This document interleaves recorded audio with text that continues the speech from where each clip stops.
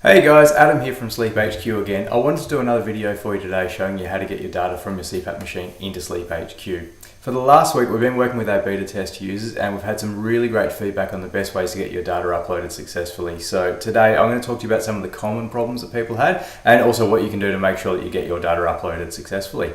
I'm on my Windows machine today. The last video I did was on an Apple computer, so I wanted to do the video today on Windows so you can see exactly what it's going to look like if you're using a Windows computer too. Okay, so to start with, I've got two windows open. On the left hand side here, I've got my internet browser. I'm using Firefox, but you can use Chrome, Safari, any of the Edge, any of the main browsers will work. On the right hand side here, I've got my File Explorer. So this is just a regular Windows File Explorer that you would use to look around the files that are on your hard drive. When you plug your SD card in, you should see it come up down the left hand side here.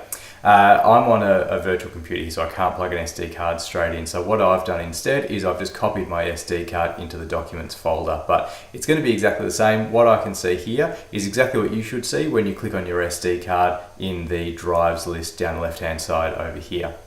So I've got my SD card, and then over in my other window, I've gone to the Data Imports page of the SleepHQ app.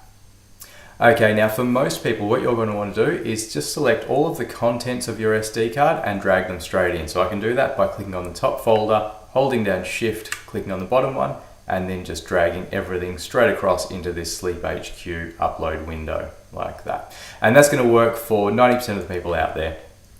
One thing to watch out for, I think one place where some people have been going wrong is you don't want to select the actual SD card itself and try and drag that into SleepHQ. That doesn't seem to work on Windows. It sometimes works on Mac, but it's a bit temperamental. So what you want to do is select the contents of your SD card and drag that into SleepHQ instead, because that will work for everyone all the time.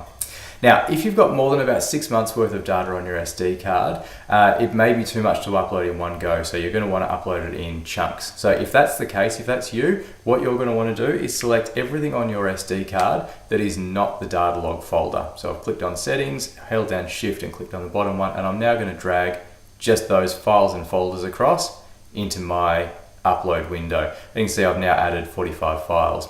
Now what I'm going to do is I'm going to go into my data log folder, and there's a folder in here for every day that I've used my CPAP machine. So I'm going to go down to my most recent data and I'm going to select, say, the last 4 or 5 days. Let's say 6 days worth of data. And I'm going to drag that in like that. And now it's telling me that I'm uploading 105 files. So once I'm happy with that, I can say begin upload.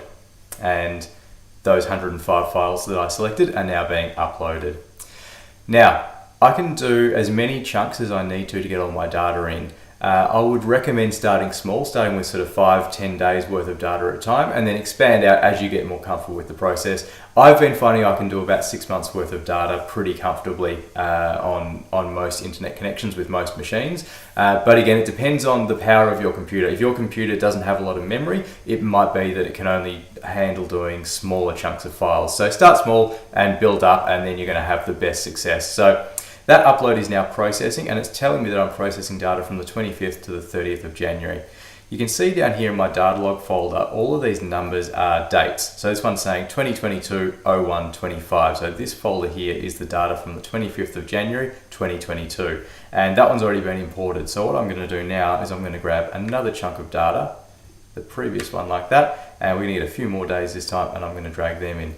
Now, the important thing to remember here when you're dragging in these chunks out of your data log folder is that you always have to upload the settings and anything else that is in the top level of your SD card. So I need to drag them in every time. The reason for that is because these are the files that tell us what machine to associate that data with. The data log folder, all that is it's the actual data itself. But you might have multiple machines. You might have a home machine and a travel machine, and so we need these other files so that every time you do an upload, we know which machine that data actually belongs to. So I've dragged those files in now, and I can, if I go over to my upload window, I can scroll down and I can see there they are there. I've got my identification, STR, and settings folder. They might look slightly different depending on which machine you're using, but whatever is in that top level folder that's not the data log, that's the files that you need to upload. So I'm now going to say begin upload on my second chunk of files. And so that's now going to process. So the things to watch out for here don't try and drag the entire SD card itself across into the uploader because that will fail. It seems to just make Windows hang and it just doesn't work very well. So don't do that. Make sure you're selecting the actual contents of the SD card instead. The other thing to make sure you're doing is just selecting chunks of files at a time, especially if you've tried and you've had some issues with uploading. Just use smaller chunks, and then that's going to be the most successful way to do it. Anytime when you're uploading the data, we're going to try and show you what dates the data contained. So that's going to make it easy for you. I can see now I've got the 13th to the 24th of January, 25th to the 30th of January. So the next time I do an upload, I just know I need to do everything from before the 13th of January. So you can check those dates as you're going to. Now, hopefully once you've got the bulk of your data uploaded, all you're going to need to do is upload the most recent few days. So it's going to be a really quick process for you. You can go in there, go into your data log folder. If you do duplicate some of those days, like say I was going to upload now from the 10th to the 13th of January. Let's do this as a little demonstration. We're going to grab everything from the 10th to, let's grab it to the 16th of January. So we're going to double up on some of that data that we've already imported. And now I'm going to grab my top level folders because I always need to drag them in. All right, so we're adding 139 files and I'm going to say begin upload. Now what you'll see happen there is it jumped straight up to 80% because it had already uploaded most of those files. So it was really quick to do that. It hasn't actually duplicated those files on the system. They're only stored once. It's showing that I'm uploading the data from the 10th to the 17th of January, but really we're only processing sort of the missing days effectively from the 10th to the 12th because everything from the 13th onwards was already processed. So that upload should be really quick. So again, going forward, when you're coming to upload your most recent data, you can just grab the most recent sort of 3, 4, 5 days, however long it's been since you've done an upload, drag them all in, make sure you grab your identification files as well, and then it doesn't matter if you've duplicated some of them because the system is just going to figure out which ones it actually needs to process every time it runs. So that's it. I've now done 3 chunks out of my data log folder. I can keep going for as many times as I need to get all that data uploaded. Hopefully if you're able to do some bigger chunks where you can do at least a few months at a time, it will take a little while the very first time you do it, but once your data is in, then it's going to be a really quick process to just be sort of adding small pieces to that folder as you go forward and as you sort of continue with your therapy. So they're the main things to watch out for. One other really important thing is this select files button. This button is really only here for people who can't do drag and drop. If you're on a device where you can't drag and drop like an iPhone, then you're going to need to use the select files button. The problem with it though is that you can generally, depending on your operating system and depending on the browser that you're using, you might only be able to select one folder at a time, and you may not be able to select the files. So you can see here I've gone into my SD card, but I'm actually missing the identification files, and that's unfortunately just the way that the select files buttons work with browsers. We're not able to let you select a folder and a file. So and again, it depends on the browser that you're on.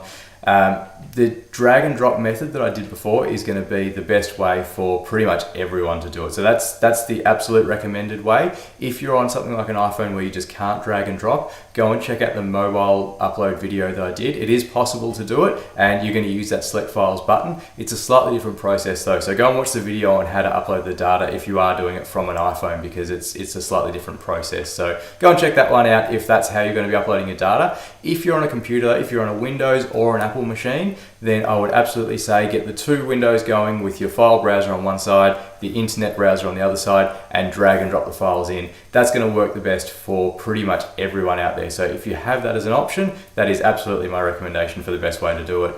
All right, thanks guys. I think that wraps it up for today. Hopefully that gives you some really good tips on how to get your data in. If you have any problems, make sure you reach out and let us know so we can help you out and continue to kind of refine this process to make it as smooth as we possibly can for everyone. All right, thanks guys.